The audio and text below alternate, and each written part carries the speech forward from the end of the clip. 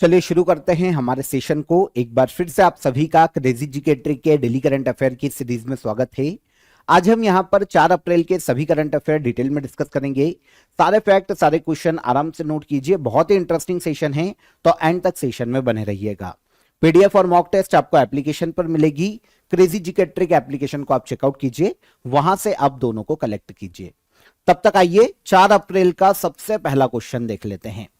अंतर्राष्ट्रीय नवीकरणीय ऊर्जा एजेंसी की नवीनतम रिपोर्ट के अनुसार 2025 में भारत दुनिया का कौन सा सबसे बड़ा रिन्यूएबल एनर्जी मार्केट बन गया है?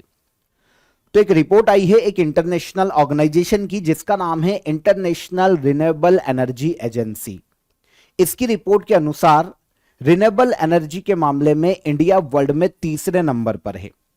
आपको पता है सबसे बड़ा रिन्यूएबल एनर्जी मार्केट देखें, सबसे ज्यादा रिन्यूएबल एनर्जी कैपेसिटी देखें तो ये चाइना की है। China almost 1800 gigawatt renewable energy produce करता है। 2025 की रिपोर्ट है ये, 2025 के डेटा के आधार पर। सेकंड पर आता है यूएसए और थर्ड पर रखा गया है इंडिया को। इंडिया आता है थर्ड रैंक पर।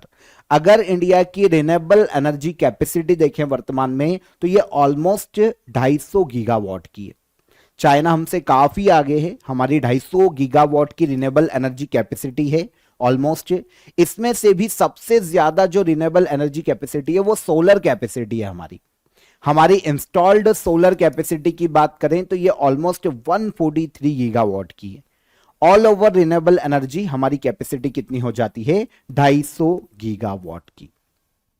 तो इंटरनेशनल रिन्यूएबल एनर्जी एजेंसी के अनुसार 2025 में भारत दुनिया में रिन्यूएबल एनर्जी के मामले में तीसरे स्थान पर है।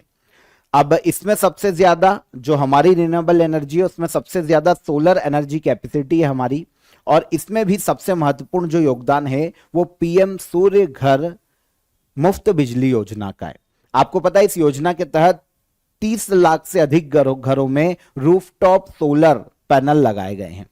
अभी इस योजना का लक्ष्य कि फाइनेंशियल ईयर 2027 तक 1 करोड़ घरों तक रूफटॉप सोलर जो पैनल है वो लगाए जा सके। भारत की टोटल इंस्टॉल्ड पावर कैपेसिटी की बात करें ऑल ओवर सब मिलाकर, नॉन रिन्यूएबल या रिन्यूएबल दोनों को मिलाकर यह लगभग 500 गीगावाट के पार है। 500 गीगावाट हम कवर कर चुके हैं, और इसमें से भी 51% से अधिक जो एनर्जी है वो नॉन फॉसिल फ्यूल सोर्सेस से है हमारे पास। और इसमें रिन्यूएबल एनर्जी कैपेसिटी की बात की गई है तो ये ऑलमोस्ट 250 गीगावाट से ज्यादा है। पीएम सूर्य घर मुफ्त बिजली योजना की यहां पर बात की गई है। इंडियन गवर्नमेंट ने इसे लॉन्च किया था, एक बहुत ही प्रमुख योजना है ये। इसकी टोटल बजट रखा गया था 75,021 करोड़ रुपए, और मुख्य उद्देश्य इसका था कि देश में सभी घरों की छतों पर सोलर पैनल लगाए जा सके। हर परिवार को इसके तहत 300 यूनिट तक फ्री इलेक्ट्रिसिटी मिल सके, और पावर ग्रिड पर जो उनकी निर्भरता है उसको कम किया जाए, और इंडिया में रिन्यूएबल एनर्जी को बढ़ावा दिया जा सके। इसीलिए शुरू की गई थी पीएम सूर्य घर मुफ्त बिजली योजना। ठीक है, तो इसकी ऑल ओवर जो बजट रखा गया है वो 75,021 करोड़ रुपए का बजट है। यहां पर इंटरनेशनल रिन्यूएबल एनर्जी एजेंसी की अगर हम बात करते हैं तो इसकी स्थापना 2009 में की गई थी। ग्लोबल लेवल पर रिन्यूएबल एनर्जी को बढ़ावा देना है ना, इसके डेटा को कलेक्ट करना, एनालिसिस करना, यह इंटरनेशनल रिन्यूएबल एनर्जी एजेंसी का मुख्य कार्य है। तो 26 जनवरी 2009 को इसकी स्थापना की गई थी। यूएई के अबू धाबी में इसका हेडक्वार्टर देखने को मिलता है। आगे चलें। म्यांमार के नए प्रेसिडेंट के रूप में किसे चुना गया है? म्यांमार जो कि दक्षिण पूर्वी एशियाई देश है, इंडिया की नेबर कंट्री है, इसके हाल ही में नए प्रेसिडेंट के रूप में चुना गया है मिन आंग ह्लाइंग को। मिन आंग ह्लाइंग इनका नाम है। ये आपको पता है म्यांमार के आर्मी चीफ थे, और वहां की जो पार्लियामेंट है ना म्यांमार की, वो प्रो मिलिट्री पार्लियामेंट है, मतलब मिलिट्री का ही डोमिनेंस है। तो जब वहां पर पार्लियामेंट में इलेक्शन हुए ना तो 584 वोट्स में से 429 वोट मिन आंग ह्लाइंग को दिए गए हैं। सही पढ़ रहे हैं हम, मिन आंग ह्लाइंग। ओके, तो क्योंकि मिलिट्री चीफ ये, और वहां की पार्लियामेंट में भी डोमिनेंस मिलिट्री का ही ज्यादा है। एक्चुअल में 2021 तक म्यांमार में एक पब्लिक गवर्नमेंट को चुना गया था 2021 में जब इलेक्शन हुए थे ना, तो आंग सांग सूकी ये चुनकर आई थी, इनकी सरकार बनी थी, वहां पर इलेक्शन हुए पार्लियामेंट्री और आंग सांग सूकी जीत कर आई। लेकिन उस वक्त जो आर्मी चीफ थे मिन ऑन्ग हलांग, इन्होंने तख्ता पलट कर दिया था, पूरे देश को अपने कब्जे में ले लिया था 2021 में, और उसके बाद से ही आर्मी का शासन है। और अब जब यहां पर पार्लियामेंट्री इलेक्शन हुए हैं तो क्योंकि मिलिट्री का ही पावर है, तो मिलिट्री के ही आर्मी चीफ मिन ऑन्ग हलांग को यहां का प्रेसिडेंट अपॉइंट किया गया है। तो आई होप आप समझ पाए होंगे। इनके खिलाफ जिन्होंने चुनाव लड़ा था जैसे यू नियो स्वा और नान नी नी आई, ये दोनों वाइस प्रेसिडेंट के रूप में अपॉइंट किए गए। वैसे वाइस प्रेसिडेंट इतने इंपॉर्टेंट नहीं है और ये नाम भी काफी टफ है, तो आप मिन ऑन्ग हलांग को याद रखो, ये म्यांमार के नए प्रेसिडेंट के रूप में अपॉइंट किए गए 2026 में। म्यांमार जैसा कि आप यहां पर अगर मैप पर देखेंगे तो इसकी बाउंड्री इंडिया से भी टच होती है। इंडिया के जो पूर्वोत्तर के राज्य, फॉर एग्जांपल अरुणाचल प्रदेश, नागालैंड, मणिपुर और मिजोरम, ये अपनी बाउंड्री शेयर करते हैं म्यांमार से। कभी म्यांमार बर्मा के नाम से जाना जाता था, इंडिया का ही पार्ट था ये, लेकिन 1937 में ब्रिटिश रूल में इंडिया से इससे सेपरेट किया गया 1935 के एक्ट के माध्यम से, और 1937 में ये ब्रिटिश इंडिया से अलग हो गया। उस वक्त जो इंडिया था उससे अलग हुआ और ये एक नया देश बना, पहले इंडिया का ही पार्ट था। तो ब्रिटिश रूल में इसको भारत से अलग किया गया था। 1989 में म्यांमार पहले बर्मा के नाम से जाना जाता था, लेकिन 1989 में इसका ऑफिशियली नाम कर दिया म्यांमार, वहां की गवर्नमेंट ने। नेपिदाव यहां की कैपिटल है, म्यांमार कियात यहां की ऑफिशियल करेंसी है, और पुराना नाम क्या है, बर्मा। वर्ष 2025 में इंटरनेट शटडाउन के मामले में भारत की वैश्विक रैंक क्या है? तो वर्ष 2025 में इंटरनेट शटडाउन के मामले में भारत की ग्लोबल रैंक है सेकेंड। मतलब 2025 में जितने भी बार इंटरनेट शटडाउन हुआ है, अगर उसके मामले देखे देशों में, तो इंडिया सेकेंड रैंक पर आता है। एक रिपोर्ट है, एक यूएसए का ऑर्गेनाइजेशन है, non profitable organization, global digital rights group Access Now, इसका नाम है ऑर्गेनाइजेशन का, नॉन प्रॉफिटेबल ऑर्गेनाइजेशन है यूएसए का। इंटरनेट शटडाउन पर यह एनालिसिस करता है, डेटा रिलीज करता है, रिपोर्ट रिलीज करता है। नॉर्मली क्या होता है, देखिए, इंटरनेट शटडाउन का यूज कोई भी देश क्यों करता है? जब किसी देश में किसी भी क्षेत्र में अराजकता का माहौल हो जाए, प्रोटेस्ट बढ़ जाए, है ना, दंगे हो जाए, तो इसी कंडीशन में इंटरनेट शटडाउन किया जाता है। लेकिन काफी बार क्या होता है कि जो गवर्नमेंट होती है ना, इंटरनेट शटडाउन का यूज करती है किसी भी आम आदमी की आवाज को दबाने के लिए, या कोई भी मूवमेंट या आंदोलन चल रहा है तो उसको दबाने के लिए भी इसे एक हथियार के रूप में यूज किया जाता है। तो जो ऑर्गेनाइजेशन है ना एक्सेस नाउ, वो इस पर रिपोर्ट पब्लिश करती है, इसको जानने के लिए कि कहां पर फ्रीडम ऑफ स्पीच या फिर गवर्नमेंट के द्वारा दमनकारी नीति अपनाई गई है। तो उसके आधार पर डेटा कलेक्ट किया जाता है और इसको जोड़ा जाता है इंटरनेट शटडाउन से। तो जो इंटरनेशनल ऑर्गेनाइजेशन है ना, इसका रिपोर्ट निकालने का पर्पस ये है कि ये देखा जाए कि कहां कहां पर गवर्नमेंट ने इंटरनेट शटडाउन किया और वहां पर लोगों की आवाज को दबाया है। अब जो global digital rights group Access Now की रिपोर्ट आई है, इस रिपोर्ट का नाम है rising repression meets global resistance internet shutdown in 2025 report. तो इस रिपोर्ट के अकॉर्डिंग यह बताया गया कि 2025 में 52 देशों में टोटल 313 बार इंटरनेट शटडाउन किया गया है। कितने देशों में? 52 देशों में। 2016 के बाद यह अब तक का सबसे बड़ा आंकड़ा है। 2024 में 304 बार इंटरनेट शटडाउन हुआ था, इस बार 313 बार इंटरनेट शटडाउन हुआ है। 2016 का भी डेटा होगा हमारे पास, तब तो काफी बार आगे मिलेगा हमको। अब देखिए, ये जो इंटरनेट शटडाउन हुआ है 2025 में 52 देशों में 313 बार इंटरनेट शटडाउन हुआ। सबसे ज्यादा 195 जो शटडाउन है 313 में से, वो एशिया पैसिफिक रीजन के 11 देशों में हुए, और इसमें से इंडिया में 65 इंटरनेट शटडाउन हुए, जो कि भारत के 12 स्टेट और यूनियन टेरिटरी में देखने को मिले, स्पेशली जम्मू कश्मीर में। तो ये 65 इंटरनेट शटडाउन हुए हैं इंडिया में, और इंडिया दूसरे नंबर पर है 2025 में इंटरनेट शटडाउन के मामले में। पहले नंबर पर आता है म्यांमार, जिसकी अभी हमने बात की है। म्यांमार में 2025 में 95 इंटरनेट शटडाउन हुए थे, पहले नंबर पर। इंडिया 65 इंटरनेट शटडाउन के साथ दूसरे नंबर पर आता है।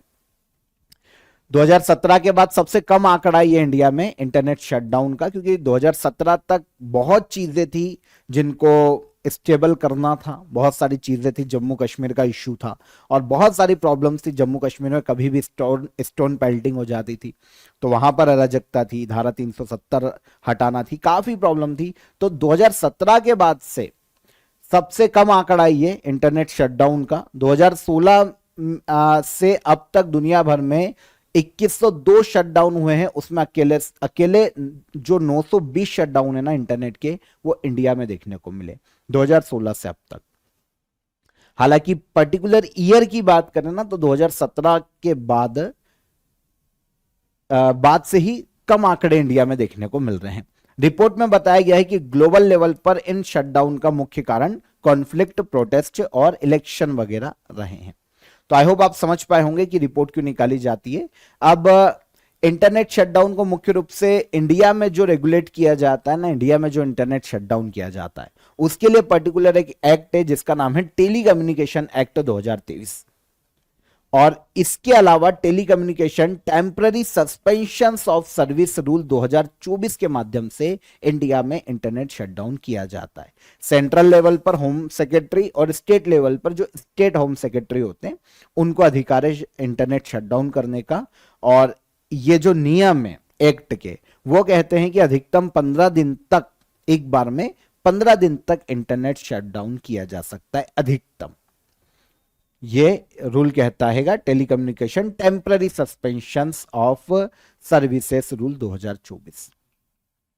एक्सेस नाउ, ये मैंने आपको बता ही दिया है, यूएसए न्यूयॉर्क में इसका हेडक्वार्टर है। 2009 में इसकी स्थापना की गई थी। अंतर्राष्ट्रीय खदान जागरूकता दिवस कब मनाया जाता है? तो इंटरनेशनल माइन अवेयरनेस डे ये मनाया जाता है हर साल 4 अप्रैल को। अब यहां पर याद रखिएगा, या तो अंतर्राष्ट्रीय खदान जागरूकता दिवस क्वेश्चन आ जाए या फिर अंतर्राष्ट्रीय बारूदी सुरंग जागरूकता दिवस आए, तो ये दोनों एक ही है। या फिर इसे कहा जाए international land mines awareness day English में। तो ये मनाया जाता है हर साल 4 अप्रैल को। यूनाइटेड नेशन जनरल असेंबली ने नॉर्मली 2005 में इसे मान्यता दी थी और पहली बार ये 4 अप्रैल 2006 को मनाया गया।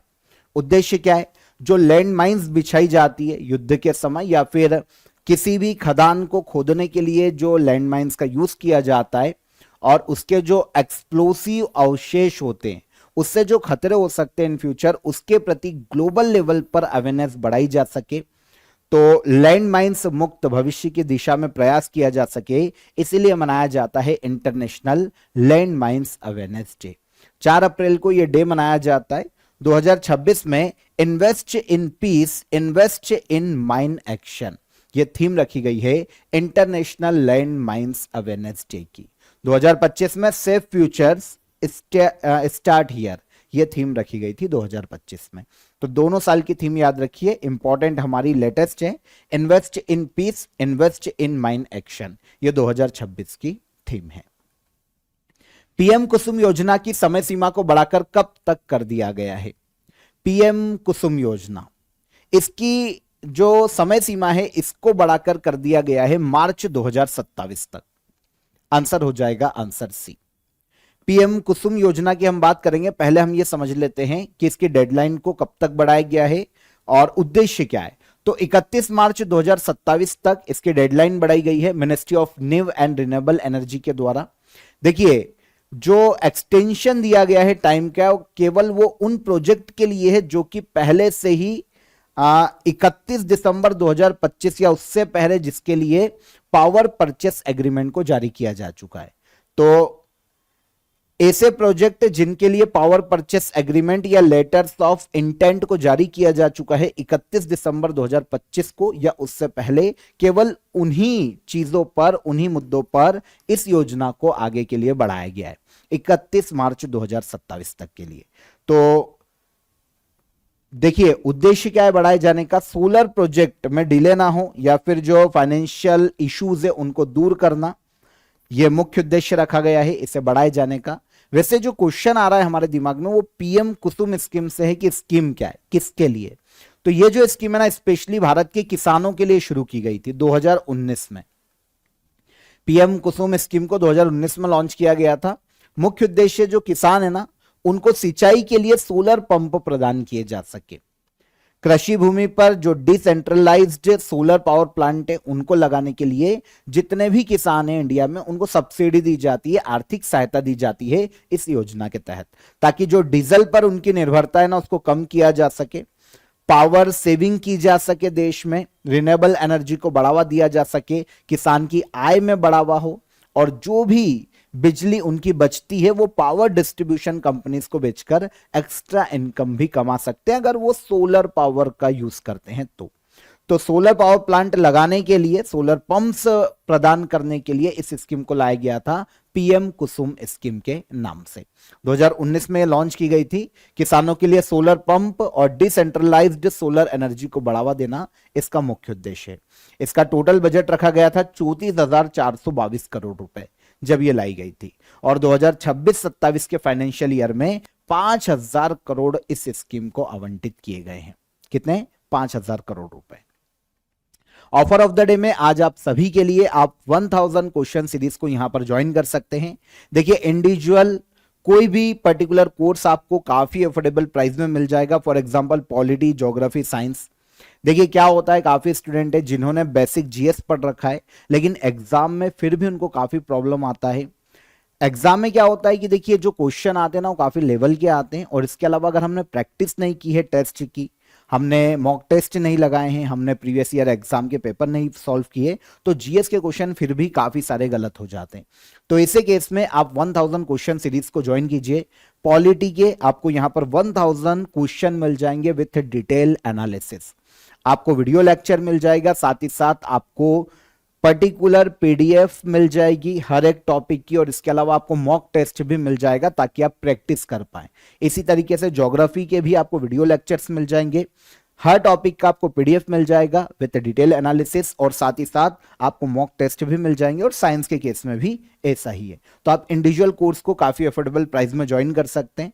देखिए, आप वेबसाइट पर चेकआउट कीजिए, वीडियो आपको फ्री ऑफ कॉस्ट भी मिल जाएंगे। फॉर एग्जाम्पल, अगर आप वेबसाइट को चेकआउट करते हैं, हमारी free.crazygktrick.com वेबसाइट है, डिस्क्रिप्शन में मैं आपको इसका लिंक दे दूंगा, वहां पर आप चेकआउट कीजिए, आपके लिए पूरा फ्री कंटेंट यहां पर मिल जाएगा।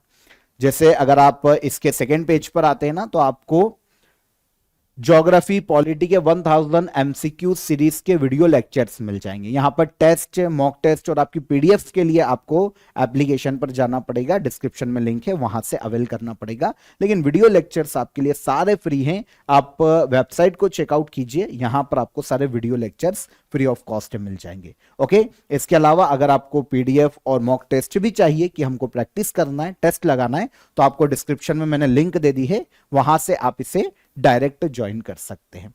और फिर भी आपको कोई अगर क्वेरी है, कोई भी आपको हर्डल आता है, कोई भी आपका क्वेश्चन है, तो आपके लिए हेल्पलाइन नंबर रहता है, आप इस पर कॉल कर लीजिए, हमारी टीम आपकी मदद कर देगी। हम चलते हैं अगले क्वेश्चन की तरफ। मेजर लीग क्रिकेट में खेलने वाले पहले भारतीय खिलाड़ी कौन बने हैं? मेजर लीग क्रिकेट में खेलने वाले पहले भारतीय खिलाड़ी बने हैं रविचंद्रन अश्विन। देखिए, मेजर लीग क्रिकेट जो है ना, ये यूएसए में, जैसे हमारे यहां पर आईपीएल आयोजित किया जाता है, यूएसए की ये लीग है, मेजर लीग क्रिकेट के नाम से इसे यूएसए में आयोजित किया जाता है। तो इसमें खेलने वाले पहले इंडियन प्लेयर बने हैं Ravichandran Ashwin, Indian spinner. San Francisco Unicorns team, एक टीम है जिस आईपीएल में रहती है ना, Royal Challenger Bengaluru, Mumbai Indians, वैसे वहां पर जो टीम है सैन फ्रांसिस्को यूनिकॉर्न्स टीम, इसमें 2026 सीजन के लिए साइन किया गया है रविचंद्रन अश्विन को। तो ये 2024 में इंटरनेशनल क्रिकेट और आईपीएल से भी संन्यास ले चुके हैं। वैसे नियम है, अगर कोई आईपीएल में क्रिकेटर खेल रहा है ना, तो बाहर किसी लीग को ज्वाइन नहीं कर सकता, लेकिन क्योंकि आईपीएल से भी संन्यास ले चुके हैं, तो अब ये खेलेंगे मेजर लीग क्रिकेट को यूएसए में। रविचंद्रन अश्विन ने अपने टाइम पीरियड में 287 मैचों में 765 विकेट लिए। इंडियन स्पिनर है। अब जो सीजन शुरू होगा एमएलसी का, मेजर लीग क्रिकेट का, 18 जून को 2026 में, इसमें खेलेंगे रविचंद्रन अश्विन। ठीक है, तो लीग यूएसए की है, 2023 में इसकी शुरुआत की गई थी और 6 टीमें यहां पर पार्टिसिपेट करती है। रविचंद्रन अश्विन ये चेन्नई तमिलनाडु से आते हैं। पद्मश्री इनको लास्ट ईयर दिया गया था 2025 में, और उसके पहले अर्जुन अवार्ड आर अश्विन को दिया जा चुका है 2015 में। आगे आइए, भारत सरकार द्वारा जनगणना 2027 का ब्रांड एम्बेसडर किसे नियुक्त किया गया है?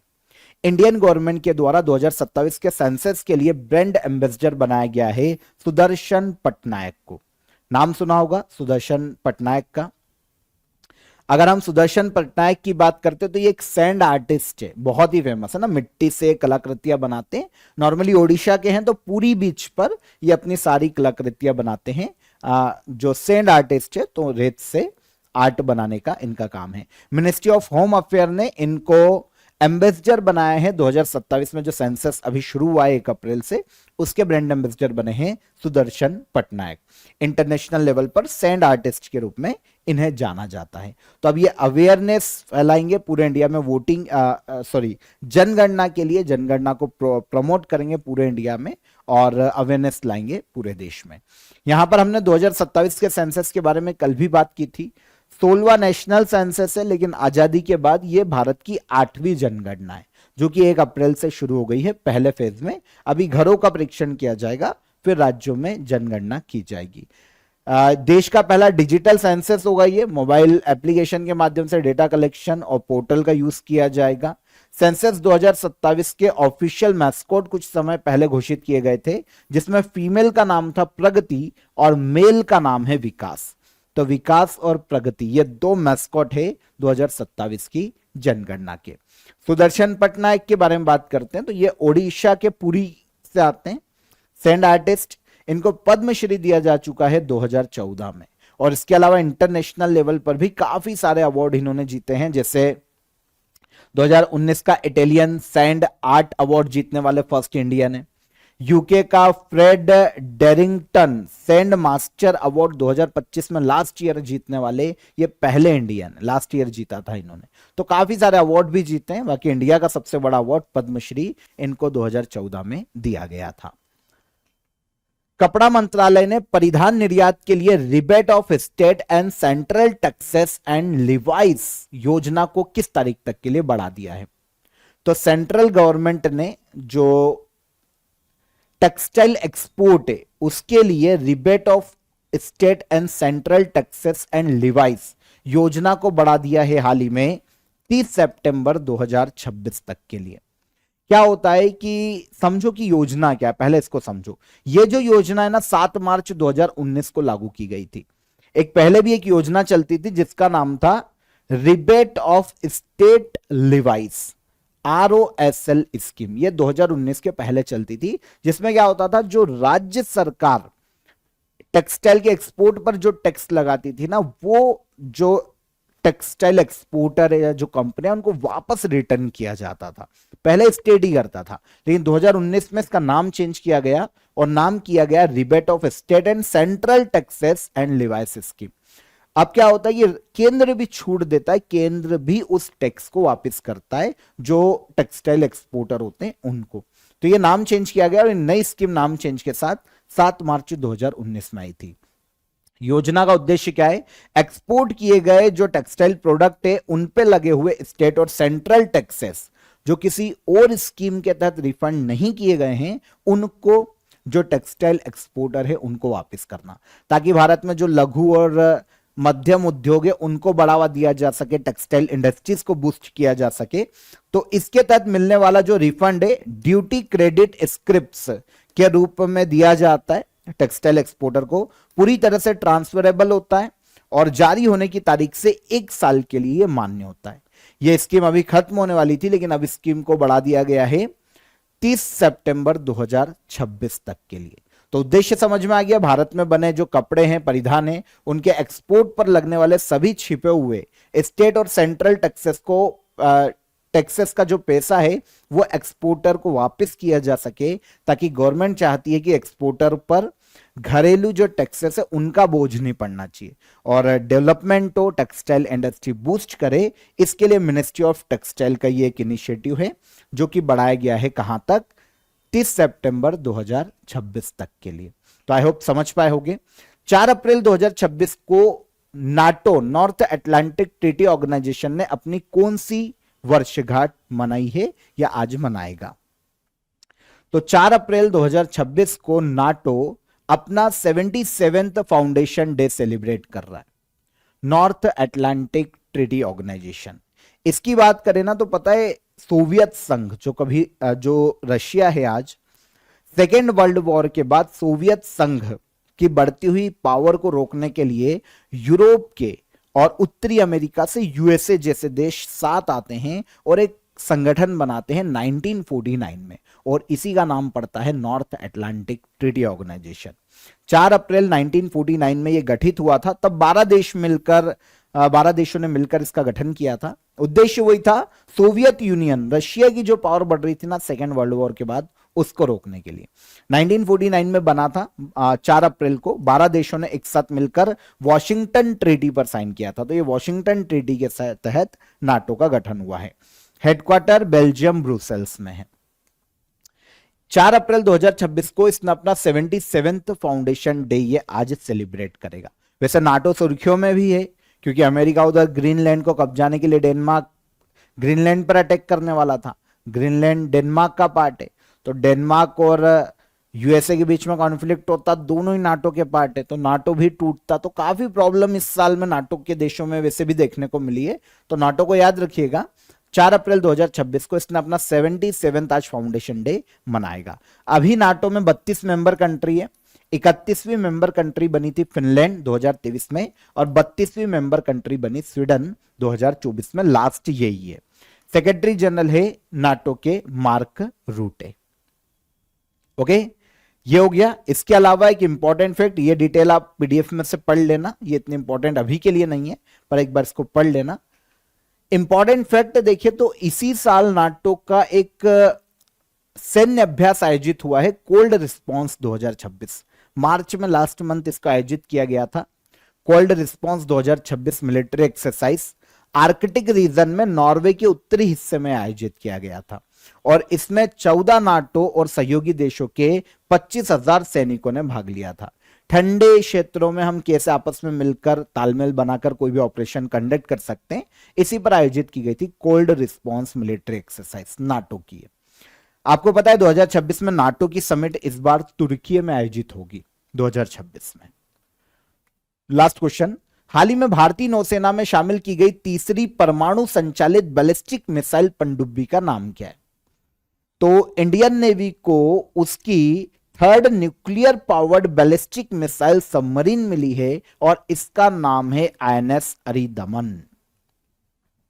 कौन सी मिली है? आईएनएस अरिदमन। तो भारत की न्यूक्लियर पावर को हमने बढ़ाया है, और 3rd nuclear power ballistic missile submarine INS Aridaman को इंडियन नेवी में कमीशन किया गया। पहली ऐसी सबमरीन हमारी आईएनएस अरिहंत थी, जिसे 2009 में लॉन्च किया गया था, लेकिन यह इंडियन नेवी में कमीशन की गई थी 2016 में। भारत की पहली स्वदेशी न्यूक्लियर सबमरीन थी आईएनएस अरिहंत। फिर सेकेंड आई आईएनएस अरिघात, ये अगस्त 2024 में कमीशन की गई थी इंडियन नेवी में। अब तीसरी बनी है आईएनएस अरिदमन। आपको पता है भारत उन देशों में आ गया है, यूएसए, रशिया, चाइना, फ्रांस और यूके के बाद अब इन देशों का एक जो ग्रुप है ना, जिनके पास क्या है ना, न्यूक्लियर ट्राइड, मतलब ये लैंड, एयर, सी तीनों ही रूट से न्यूक्लियर अटैक कर सकते हैं, इतनी कैपेबिलिटी है इन देशों में। अब इंडिया भी इस श्रेणी में है। हम तीनों जगह से, चाहे लैंड हो, एयर हो या सी रूट हो, तीनों से ही न्यूक्लियर हमले कर सकते। तो हमारी nuclear capable ballistic missile submarine पहले भी थी हमारे पास, और हम इस मजबूत ग्रुप में हैं जिसे कहा जाता है न्यूक्लियर ट्राइड।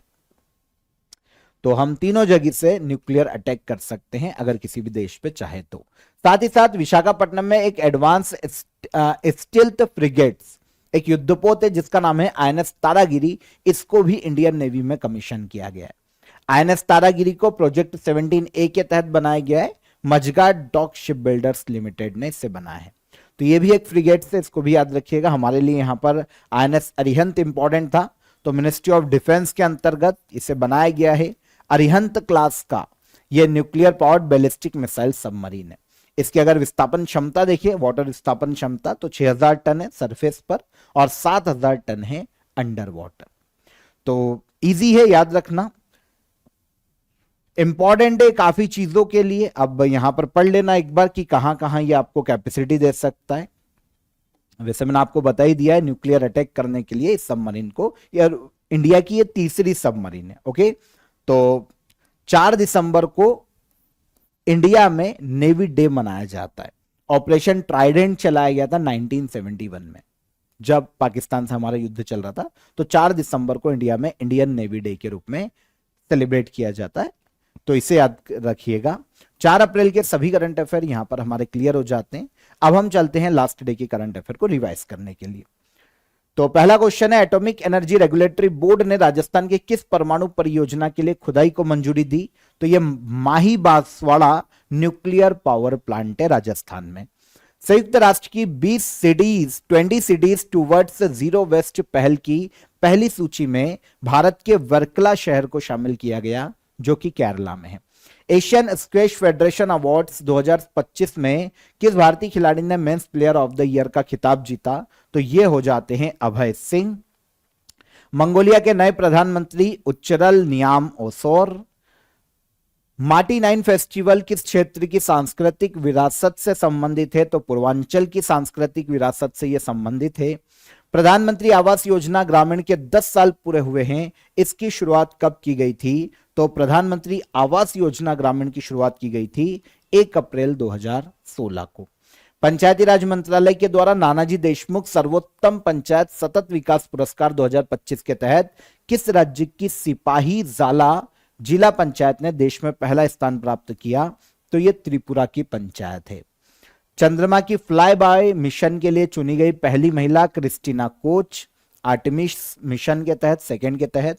भारत के किस राज्य के पुलिस बल को प्रेसिडेंट कॉलर्स सम्मान प्रदान किया गया? तो यह है ओडिशा पुलिस। और गहरे समुद्र के जीवों के संरक्षण और अनुसंधान के लिए भारत का पहला राष्ट्रीय केंद्र भवसागर रेफरल सेंटर कहां स्थापित किया गया? तो यह स्थापित किया गया केरल के कोच्चि में।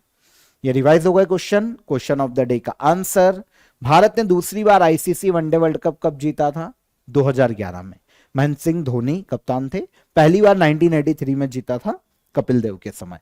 एक स्वस्थ मनुष्य का रक्तचाप 120/80 mmHg होता है। और एमएस वर्ड में टेस्ट पेस्ट करने के लिए जिस शॉर्टकट का यूज किया जाता है यह है control V. Control C copy और कंट्रोल वी पेस्ट। ठीक है, तो ये आंसर हो गए हमारे क्वेश्चन के। अब आज के question of the day, power point में पैराग्राफ ग्रुप कौन सी टैब में होता है? सम्राट अशोक के शिलालेख मुख्य रूप से किस लैंग्वेज में या लिपि में लिखे गए हैं? किस लिपि का यूज किया गया है? पृथ्वीराज चौहान का शासनकाल किस वर्ष समाप्त हुआ? तो तीनों क्वेश्चन के आंसर कमेंट बॉक्स में दीजिए। सेशन पसंद आया हो तो लाइक और शेयर करके जाइएगा, और चैनल पर पहली बार आए हो तो चैनल को सब्सक्राइब कर लो। हम कल फिर मुलाकात करेंगे नेक्स्ट डे के करंट अफेयर में। तब तक ख्याल रखिएगा अपना। जय हिंद, जय भारत। हाँ, आंसर जरूर कर दीजिएगा कमेंट में जो भी आपसे यहां पर पूछे गए हैं। कल मुलाकात करेंगे। जय हिंद।